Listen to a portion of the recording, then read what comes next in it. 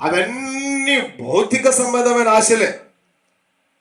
యేసయ్య అంటాడు, నా దగ్గరికి అందరూ స్వస్థతల కోసము, రొట్టెల కోసము, అద్భుతాల కోసం, వీటి కోసమే వస్తున్నారు. కానీ వాక్యం విందాం, దేవుని మాటలు విందాం, పరలోకం రాజ్యం యొక్క మర్మములు బోధిస్తున్నాడు, ఆ మాటలు విని నా జీవితాన్ని మార్చుకుందాం, నా బ్రతుకును మార్చుకుందామని ఎవరు రావడం లేదని దేవుడే చెప్పాడు. కనుక ఈరోజు నీవు కూడా, ఇక్కడికి వచ్చిన మీరందరిలో కూడా ఇప్పుడు ఈ సమయంలో ఏదో ఒక ఆశ కలిగి కూర్చున్నాను. ఇక్కడ నేను ఏ ఆశ లేదయ్యా, నాకు ఏ ఆశ లేకుండా వచ్చి కూర్చున్నాను అన్నవారు ఎవరైనా ఉన్నారమ్మా మీలో? ఉంటే గట్టిగా దేవునికి స్తోత్రం చెప్పండి. హల్లెలూయా. ఏ ఆశ లేదక్క? కొడుకుల గురించి ఆశ లేదా? ఇల్లు కట్టుకోవాలి ఆశ లేదా? అప్పులు కట్టుకోవాలి ఆశ లేదా? కారు కొనాలి ఆశ లేదా? మరి మన దైవ సేవకులు, యెరూషలేము ప్రార్థన గోపురము వ్యవస్థాపకులు శిఖామణయ్య గారికి కూడా 8 సంవత్సరాల నుంచి ఒక ఆశ ఉంది. ఏం ఆశ ఉంది మా? దేవుడు ఆశకున్న ప్రాణాన్ని ఏం చేశాడు? తృప్తిపరిచినాడు. హల్లెలూయా. అంటే కొన్ని ఆశ పడడంలో కూడా అర్థం ఉండాలి.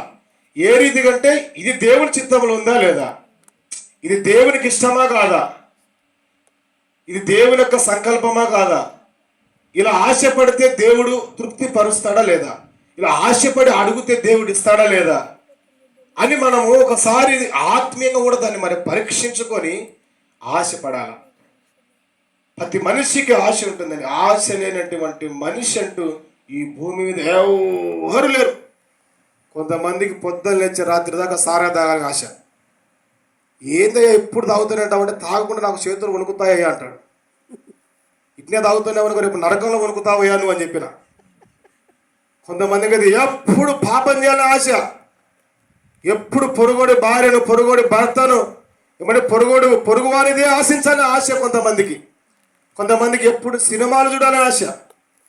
కొంతమంది పిల్లలకు ఎప్పుడు ఉంటుంది ఫ్రీ ఫైర్ ఆడాలని ఆశ. సెల్లు గుంజు కూడా అన్నం తినమ్మా అంటాడు. ఏమండి, టీవీలో కొంతమందికి టీవీ ముందర కూర్చొని సీరియల్ చూడాలని ఆశ. మధ్యాహ్నం ఒక అక్క చెప్పింది, అన్నా సంవత్సరం కావచ్చు దేవుని నమ్ముకొని అంతకుముందు ఎక్కువ సీరియల్స్ చూస్తుంటే, నా సీరియల్స్ అంటే పిచ్చి, నాకు ఆశ, నాకు ఏడైతేనే టీవీ ముందర కూర్చుంటుంది అంటాగా. ఏమేమి సీరియల్స్ వచ్చాయి ఇక్కడ టీవీలో? ఏం తెలియనట్టు కూర్చున్నారు మీరు. చూడరా మీరు దేవుని బిడ్డలు? హల్లెలూయా. నేను చూసండి, కార్తీక దీపము, మొగలు రేకులు, ఆ రేకులు ఈ రేకులు అనేసరికి నా రేకులు ఇరిగిపోయినాయి, నా జీవితపు రేకులు ఇరిగిపోయినాయి, నా యొక్క దీపం ఆరిపోయింది, నా యొక్క భవిష్యత్తు ఆరిపోయింది. సినిమాలంటే పిచ్చి.